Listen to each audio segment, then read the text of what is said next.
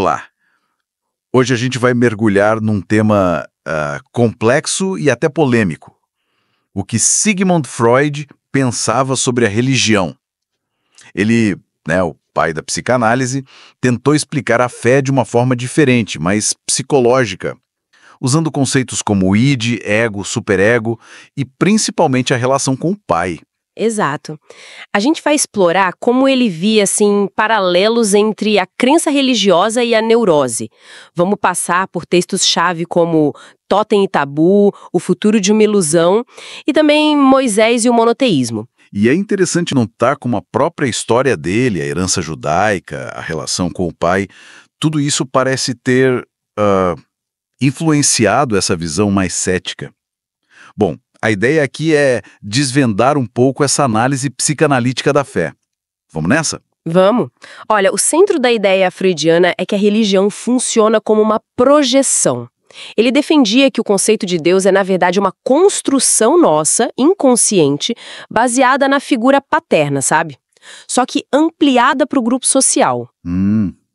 Ele chegou a escrever, no fundo, Deus nada mais é do que um pai exaltado. A relação pessoal com Deus dependeria, então, da relação que a pessoa teve com o pai biológico. Quer dizer, então, que essa relação infantil com o pai seria a chave para entender como a gente lida com o divino, segundo Freud. É o tal complexo paterno. Isso, exatamente isso.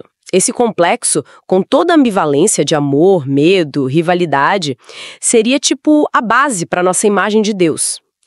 E essa ideia, tem muito a ver com a vida do próprio Freud, né? Ele nasceu de pais judeus, teve uma relação tensa com o pai, Jacob. Ah, sim. E a morte do pai foi um momento chave para ele. Levou uma autoanálise profunda que resultou na formulação do complexo de Édipo, né? Aquela rivalidade com o pai pelo amor da mãe. Isso se tornou central na teoria dele. Faz todo sentido conectar a teoria com a biografia. Mas e o salto para explicar a origem da religião na sociedade toda? Como ele fez isso em Totem e Tabu?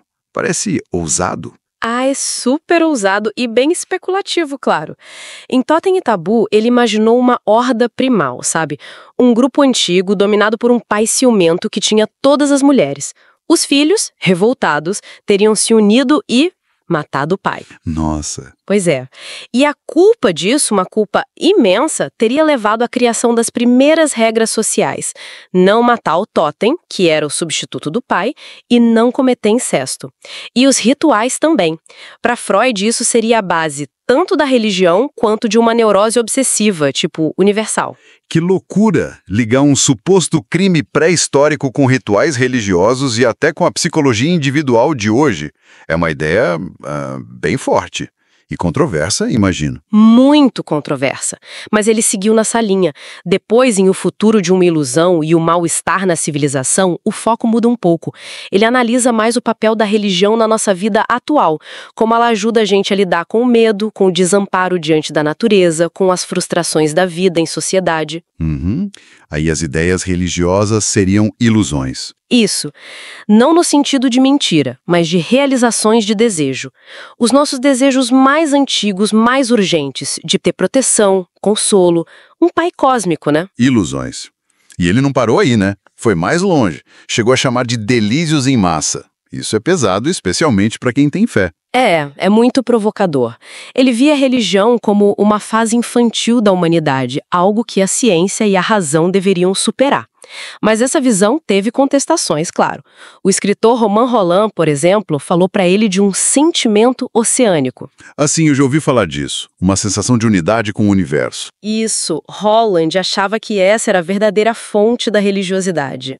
Mas Freud, ele discordou. Disse que isso seria só uma regressão, uma nostalgia da união do bebê com a mãe. Ele insistiu que a necessidade do pai protetor era a raiz de tudo. Entendi. E já no final da vida ele publicou Moisés e o Monoteísmo, outra obra que deu o que falar, certo? Deu muito o que falar. Ali ele lançou uma teoria assim bombástica, que Moisés não era hebreu, mas um egípcio, seguidor do faraó Akenaton e seu monoteísmo.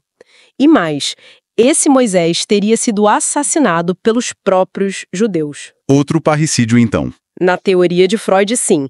E a culpa inconsciente desse segundo assassinato teria moldado o judaísmo, especialmente a força da sua ética, a ideia de um Deus único, abstrato.